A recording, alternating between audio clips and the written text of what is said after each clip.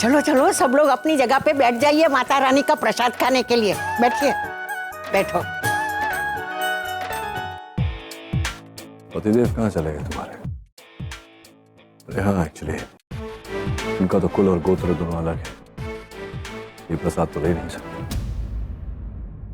हाँ रागिनी बहन, आप भी बैठिए। बैठो।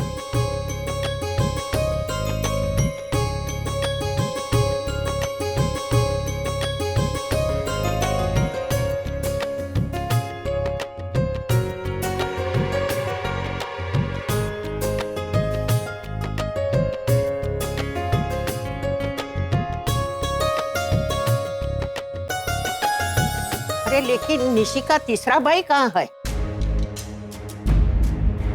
हाँ, एक सेकेंड, मैं लेके आता हूँ।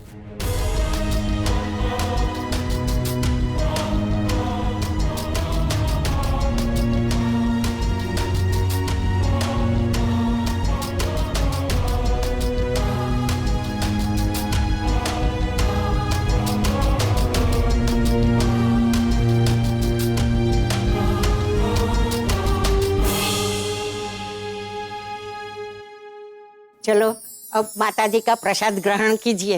एक मिनट।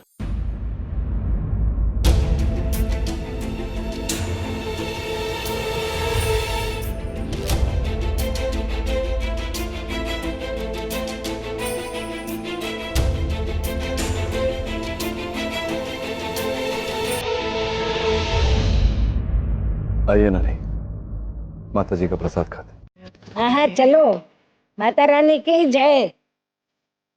बेटा नचिकेत, प्रसाद में तुम्हारा पसंद की खीर बनी है ना? हाँ ना, आप अभी भी मेरी पसंद नहीं बोल। मैं तुम्हें नहीं भूली तो तुम्हारी पसंद कैसे भूलूंगी?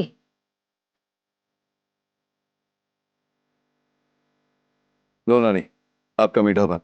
जीते रहो बेटा, एक तुम ही तो हो, मेरी हर पसंद याद रखते हो। खुश रहो बेटा।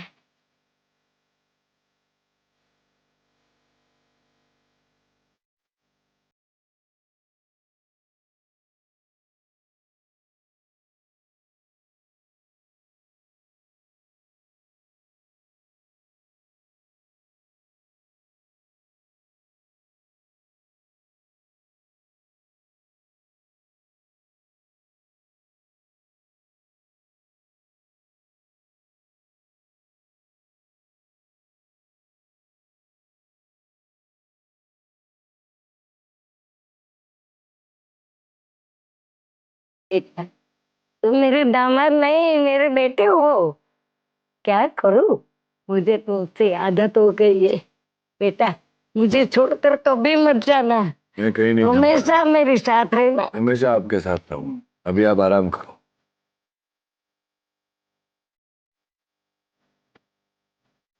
चलिए।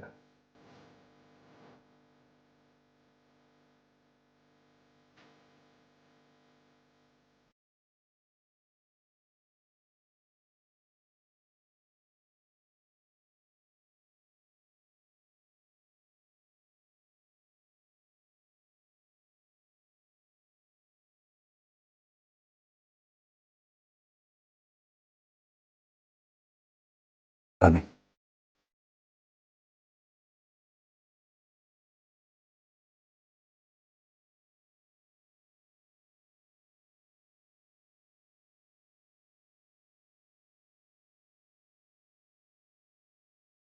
खाओ। आप शुरू करिए। क्या हो? खाओ।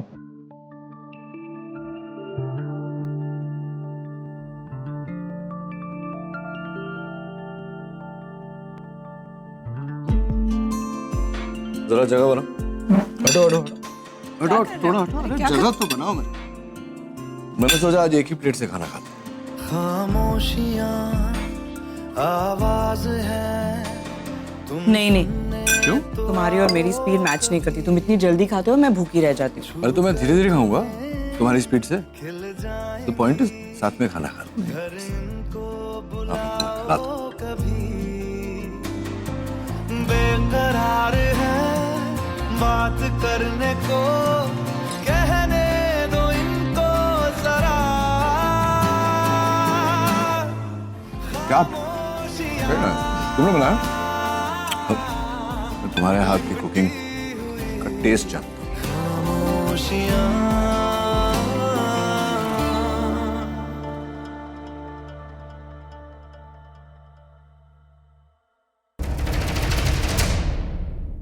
डॉक्टर अमन, अरे आप यहाँ हैं, आप अंदर नहीं है? नहीं, वो मैं थोड़ा जरा। You very sweet. आपको मानना पड़ेगा। क्यों, मैंने ऐसा क्या कर दिया? आपका दिल बहुत बड़ा है डॉक्टर अमन। मतलब वहाँ आपकी वाइफ अपने एक्स हस्बैंड के साथ एक ही थाली में खाना खा रही है और आप बस बाहर चले आए क्योंकि शायद आपको बुरा लगा और आप बस देखिए यहाँ वहाँ घूम रहे हैं। बुरा लगा ना आपको? नहीं नहीं? हाँ, नहीं। अब इसमें बुरा लगने वाली क्या बात है? Just formality. उनका कुल गोत्र एक है, निशी से मैच करता है, तो वो लोग राइट। हाँ, मतलब वो कुल और गोत्र वाली बात तो मेरे समझ में नहीं आती, लेकिन मुझे ऐसा लगा कि रागिनी ने कम से कम आपको पूछ तो लेना चाहिए था, क्योंकि रागिनी ने आपको देखा इस तरह से जब आप बाहर चले आए, लेकिन आपको रोका नहीं, इसीलिए मैं कह रही हूँ। एंड और बात पूछो if you don't mind, Ragini Nishi के ससुराल वालों से आपको इंट्रोड्यूस क्यों नहीं करती? मतलब कि आप उसके पति हैं, उसमें उन लोगों को क्या बुरा लगेगा? But she is not doing that, it's an insult, right? आपको बुरा तो लगता ही होगा। नहीं, इसमें मुझे कोई प्रॉब्लम नहीं है। देखिए, अब साथ में बैठने से या खाना खाने से कोई हस्बैंड प्रूव नहीं हो जाता। You are so correct. मेरे दिमाग में क्यों नहीं आती ये सब बातें? मतलब एक साथ एक थाली में खाना खाने से थोड़ी ना कोई हस्बैंड वाइफ बन जाते हैं। एक साथ चेंजिंग रूम में लॉक होने से व्हाट डू यू थिंक तब साबित हो जाएंगे? अब कहना क्या चाह रही है? कि अरे हाँ, नील और रागिनी अभी चेंजिंग रूम में एक साथ बंद थे। क्योंकि हाँ, आपको कैसे पता होगा? क्योंकि जब दरवाजा खुला तभी रागिनी अकेली बाहर आई ना, और आप सब चले गए। उसके बाद मेरा भाई अंदर छुप के बैठा हुआ था, वो बाहर निकला, मैंने पकड़ लिया। दोनों एक दूसरे के साथ चेंजिंग रूम में काफी देर तक अकेले लॉक्ड थे। मतलब आपकी वाइफ अपने एक्स हस्बैंड के साथ एक रूम में लॉक थी। ये सुनने के बाद भी आपको इनसिक्योर फील नहीं होगा? मुझे तो लगता है कि आप इनसिक्योर फील कर रही है अपने भाई को लेकर। आपको लगता है कि कहीं वो फिसल न जाए, बट डोंट वरी, अगर वो फिसल भी गया ना तो रागिनी उसको उसकी लिमिट बता देगी। एक्चुअली मैं ये भूल गई थी कि मैं किससे बात कर रही हूँ। आप अपनी वाइफ रागिनी की तारीफ करें, उस पर विश्वास करें, जो मन चाहे करें, लेकिन एक बात आप अपनी वाइफ से जरूर कहिएगा मेरी तरफ से, और आप भी ध्यान में रखिएगा, रागिनी से कहिएगा कि मेरे भाई नील से दूर रहे। अगर मेरे भाई की जिंदगी रागिनी से अफेक्ट हो गई ना तो रागिनी के लिए बहुत बुरा होगा doctor Aman. And this time I'm damn serious.